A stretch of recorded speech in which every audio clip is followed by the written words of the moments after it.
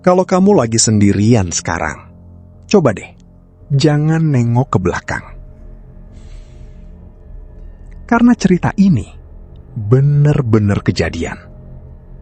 Dan orang yang ngalamin cuma lihat sekali.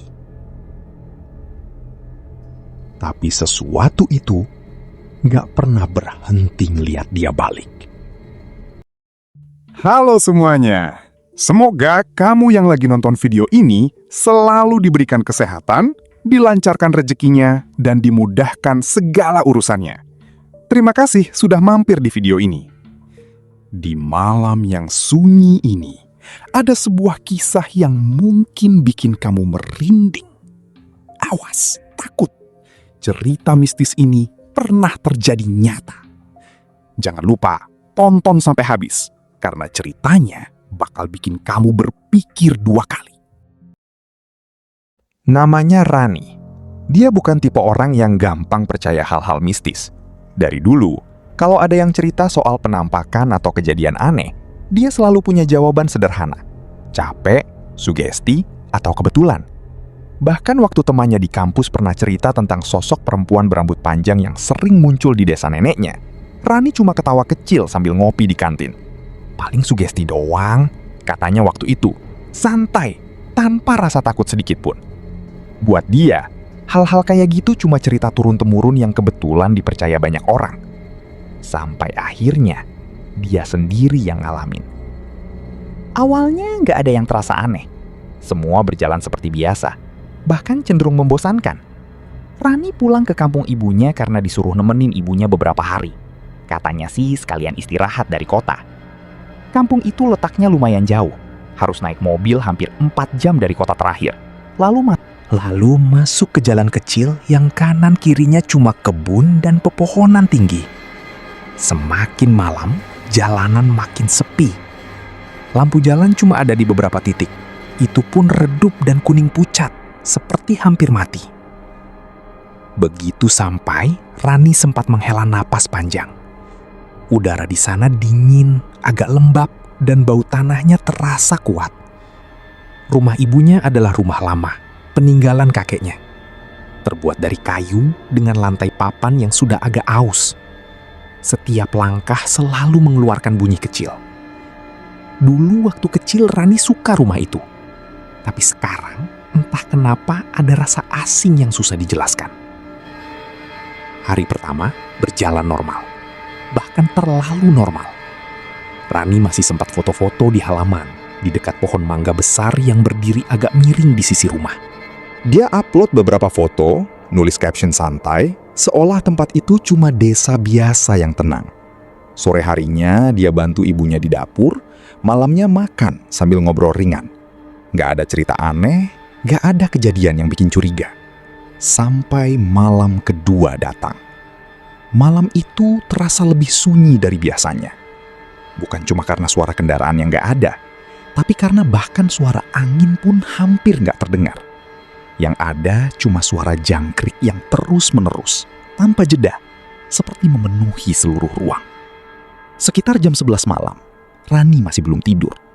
Dia duduk di ruang tengah, bersandar di sofa tua yang agak keras, sambil main HP. Sinyal naik turun. Jadi dia cuma buka-buka foto lama atau baca chat. Lampu ruang tengah menyala redup. Warna kuning hangat yang malah bikin bayangan di sudut ruangan terlihat lebih gelap. Ibunya sudah tidur dari tadi. Dari kamar hanya terdengar suara napas pelan yang stabil. Rumah itu terasa terlalu diam. Rani sempat berhenti main HP sebentar. Cuma untuk mendengarkan. Entah kenapa, dia merasa seperti ada yang kurang.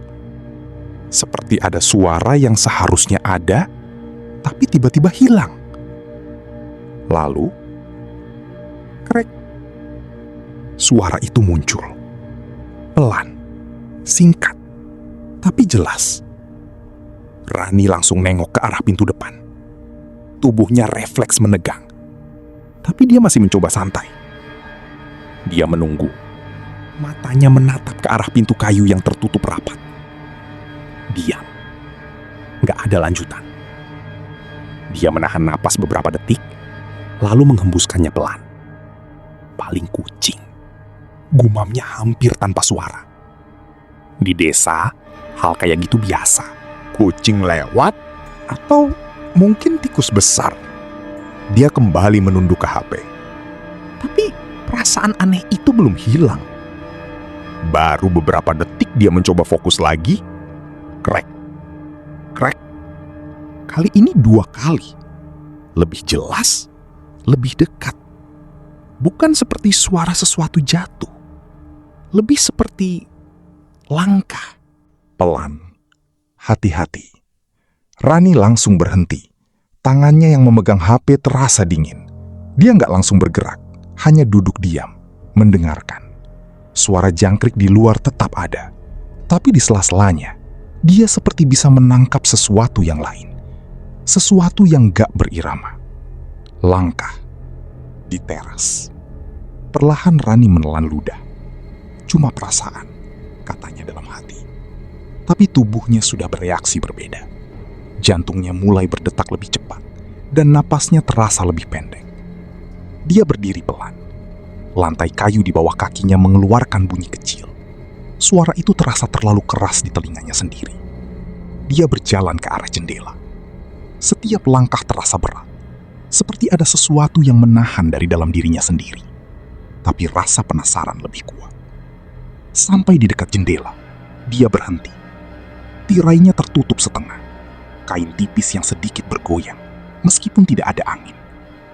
Rani mengangkat tangan, lalu menarik sedikit tirai itu. Pelan. Sangat pelan. Dia mengintip keluar. Gelap. Halaman rumah hanya diterangi cahaya bulan yang pucat. Pohon mangga berdiri diam, bayangannya jatuh panjang ke tanah. Tidak ada gerakan, tidak ada orang, tidak ada apa-apa.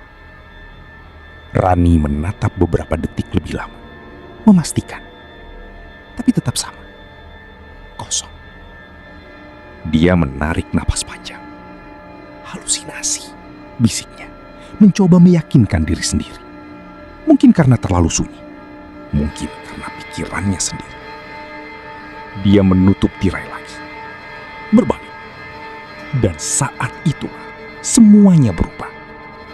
Di kaca jendela itu, pantulan dirinya terlihat jelas. Wajahnya sedikit pucat. Matanya masih menyimpan sisa tegang. Tapi bukan itu yang bikin dia berhenti. Di belakang pantulan dirinya, ada sosok lain.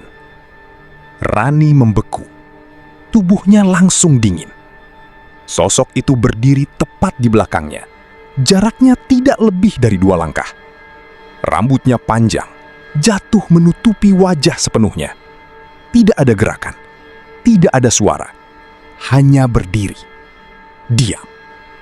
Seolah memang sudah ada di sana sejak awal. Rani langsung menoleh ke belakang. Cepat, refleks, kosong. Tidak ada siapa-siapa. Ruangan itu sama seperti tadi. Sofa tua, meja kecil, lampu redup. Tidak ada sosok, tidak ada bayangan tambahan. Nafas Rani mulai tidak beraturan. Dadanya naik turun lebih cepat. Dia merasa seperti kehilangan sesuatu. Seperti realitas yang tadi dia pegang tiba-tiba bergeser. Perlahan, dengan gerakan yang kaku, dia menoleh lagi ke arah kaca. Sosok itu masih ada. Tidak hilang. Tidak berubah. Masih berdiri di tempat yang sama. Tapi, lebih dekat sekarang. Jaraknya mungkin tinggal 1 langkah. Rani tidak bergerak. Bahkan untuk berkedip pun dia seperti lupa caranya. Seluruh tubuhnya terasa kaku. Seolah ada sesuatu yang menahan. Dia ingin menoleh lagi ke belakang. Tapi ada rasa takut yang aneh. Takut kalau kali ini dia benar-benar melihatnya di dunia nyata. Sosok di kaca itu perlahan terlihat lebih jelas. Rambutnya yang panjang sedikit bergeser, tapi masih menutupi wajah. Tidak ada mata yang terlihat. Tidak ada ekspresi. Hanya bentuk tubuh yang berdiri, terlalu diam untuk sesuatu yang hidup. Rani menelan ludah, tapi tenggorokannya terasa kering. Dia mencoba mundur sedikit, lantai kayu berbunyi pelan. Dan pada saat itu, sosok itu juga bergerak. Bukan langkah besar, hanya sedikit mendekat. Tapi cukup untuk membuat Rani sadar. Itu bukan pantulan biasa. Itu bukan bayangan. Dan yang paling mengganggu, sosok itu tidak mengikuti gerakannya. Sosok itu bergerak sendiri. Napas Rani tercekat di tenggorokan. Dia ingin teriak, tapi suaranya tidak keluar. Mulutnya terbuka sedikit, tapi hanya udara dingin yang terasa masuk. Keringat dingin mulai muncul di pelipisnya. Dia berdiri di sana, terjebak di antara dua pilihan yang sama-sama menakutkan. Menoleh dan mungkin melihat sesuatu yang tidak seharusnya ada, atau tetap menatap kaca dan melihat sesuatu yang semakin mendekat. Di luar, suara jangkrik masih terdengar. Tapi sekarang terasa jauh. Seolah dunia di luar sana tidak ada hubungannya lagi dengan apa yang sedang dia alami. Dan di dalam rumah itu hanya ada Rani. Dan sesuatu yang berdiri tepat di belakangnya, yang semakin dekat. Rani mundur pelan. Kakinya gemetar seperti tidak lagi mau diajak kompromi. Tapi dia tetap berusaha berdiri. Aneh, saat itu bukan cuma rasa takut yang dia rasakan, tapi juga semacam tekanan yang bikin tubuhnya kaku. Seolah-olah ada sesuatu yang tidak terlihat menahan dia untuk tidak bergerak terlalu jauh. Dia masih menatap kaca itu. Matanya seperti terkunci. Sosok di sana tidak lagi sekadar bayangan samar. Bentuknya semakin nyata. Rambut panjangnya yang menutupi wajah terlihat lebih berat, seperti basah, menjuntai ke depan tanpa satupun gerakan. Tidak ada angin, tidak ada suara, tapi keberadaannya terasa padat. Dan pelan, sangat pelan, sosok itu mengangkat kepala. Gerakannya tidak wajar, bukan seperti manusia yang mengangkat kepala dengan satu gerakan halus, tapi seperti sesuatu yang harus dipaksa bergerak. Sedikit demi sedikit, tersentak kecil, seperti ada bagian tubuh yang tidak sinkron. Rambutnya bergeser. Tidak banyak, tapi cukup untuk membuka sedikit ruang di bagian wajah. Gelap. Bukan gelap karena bayangan, tapi seperti memang tidak ada apa-apa di sana. Rani merasa dadanya seperti ditekan. Nafasnya makin pendek, makin cepat. Dia ingin berpaling, tapi matanya seperti tidak bisa lepas. Lalu suara itu muncul. Jangan lihat. Pelan, sangat pelan. Tapi jelas. Bukan dari luar, bukan dari depan, tapi tepat di telinganya. Seolah ada seseorang yang berdiri sangat dekat di belakangnya dan berbisik. Rani langsung menutup mata. Refleks, tanpa berpikir. Seolah itu satu-satunya cara untuk memutus apa yang sedang terjadi. Gelap. Sunyi. Tapi justru itu yang membuat semuanya terasa jauh lebih buruk. Karena saat dia tidak melihat apa-apa, dia mulai merasakan ada sesuatu di belakangnya. Dekat. Sangat dekat. Udara di sekitarnya berubah. Dingin. Tapi bukan dingin biasa. Bukan dingin karena malam. Tapi dingin yang seperti hidup. Merayap pelan ke kulitnya, masuk ke tulang, membuat seluruh tubuhnya merinding tanpa bisa dihentikan. Lalu dia merasakannya. Napas. Pelan. Hangat. Tapi dingin di saat yang sama. Menyentuh bagian belakang lehernya. Rani langsung menahan napas. Dia tidak berani bergerak. Bahkan untuk membuka mata pun terasa seperti keputusan besar yang bisa mengubah segalanya. Jantungnya berdetak keras. Terlalu keras sampai dia yakin sesuatu itu pasti bisa mendengarnya. Beberapa detik berlalu. Atau mungkin lebih. Waktu terasa aneh. Tidak berjalan seperti biasanya. Dan di tengah ketakutan itu, satu pikiran muncul. Kalau dia terus diam, sesuatu itu tidak akan pergi. Dengan perlahan, sangat perlahan, Rani membuka matanya lagi. Awalnya hanya sedikit, cukup untuk melihat cahaya lampu yang redup. Lalu, lebih lebar. Dan saat pandangannya kembali fokus, dia tidak lagi melihat kaca. Dia tidak lagi melihat pantulan. Dia melihat langsung. Sosok itu sudah berdiri di depannya. Jaraknya begitu dekat sampai Rani bisa merasakan kehadirannya seperti tekanan di udara. Tidak ada ruang kosong di antara mereka. Wajahnya tidak jelas. Bukan karena gelap, tapi karena bentuknya seperti rusak.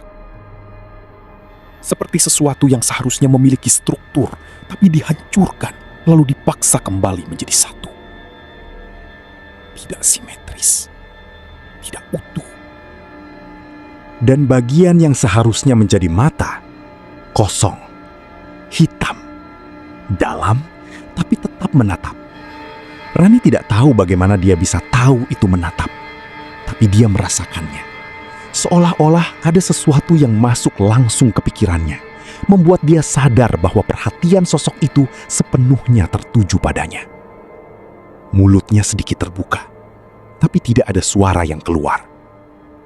Sosok itu tidak bergerak, hanya berdiri dan menatap.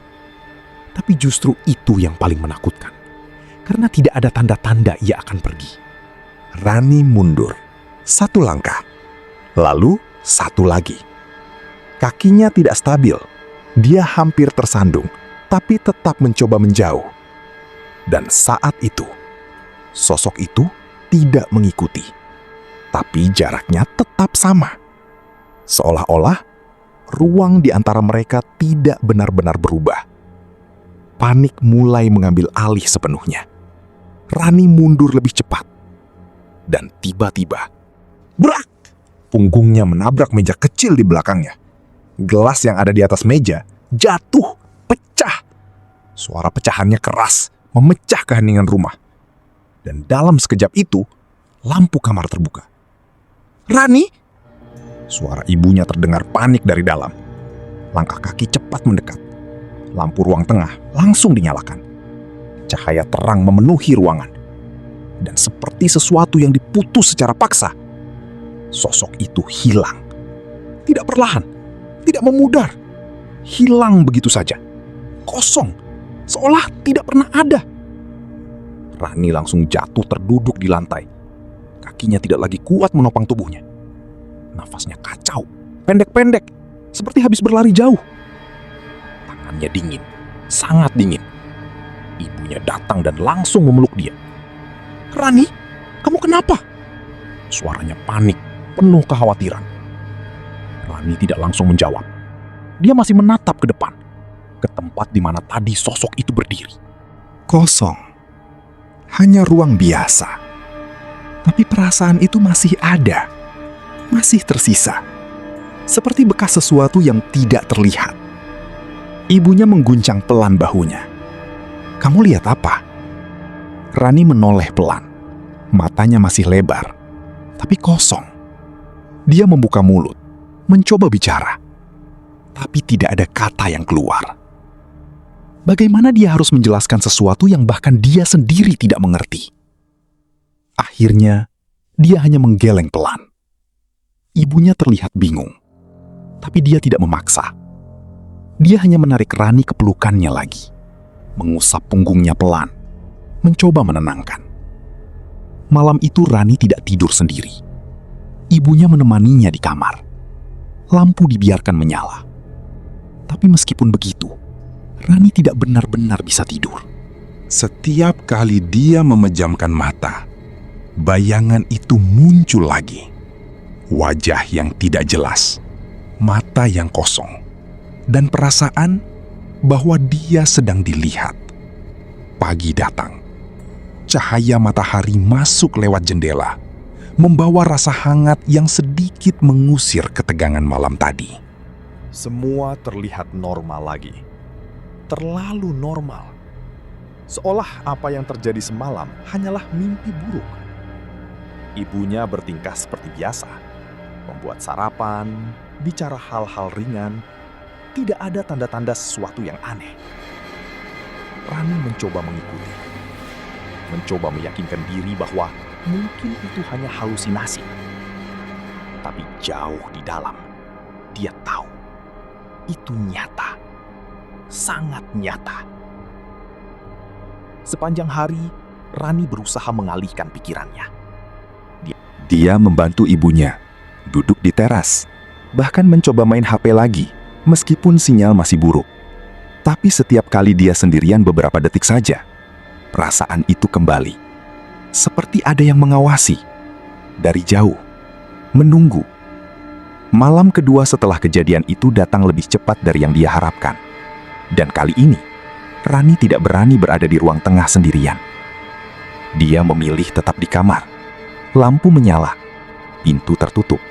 Ibunya sudah tidur lagi. Jam menunjukkan hampir tengah malam. Rani duduk di tepi tempat tidur, Memeluk lututnya sendiri. Dia tidak main HP, tidak melakukan apa-apa. Hanya diam, mendengarkan. Tidak ada suara aneh, tidak ada langkah, tidak ada bisikan. Semua terasa terlalu tenang. Dan justru itu yang membuatnya semakin tidak nyaman. Beberapa saat kemudian, tanpa sadar, dia berjalan ke jendela kamar. Tirai tertutup. Dia berdiri di depannya. Ragu, sangat ragu. Tapi ada dorongan aneh untuk melihat keluar. Seolah ada sesuatu yang memanggil. Pelan, hampir tidak terasa. Rani mengangkat tangannya, menyentuh tirai itu. Lalu menariknya sedikit. Cahaya bulan masuk. Dan di luar sana, di bawah pohon mangga itu, ada sesuatu. Rani menyipitkan mata, mencoba fokus. Dan saat dia melihat lebih jelas, napasnya langsung terhenti. Di tanah, tepat di bawah pohon itu, ada jejak kaki. Basah, seperti tanahnya baru saja diinjak. 1, 2, beberapa langkah. Dan semuanya mengarah ke satu titik. Tepat menghadap ke rumah. Tepat menghadap ke jendela tempat Rani berdiri. Seolah-olah seseorang berdiri di sana semalaman. Diam, tidak bergerak. Hanya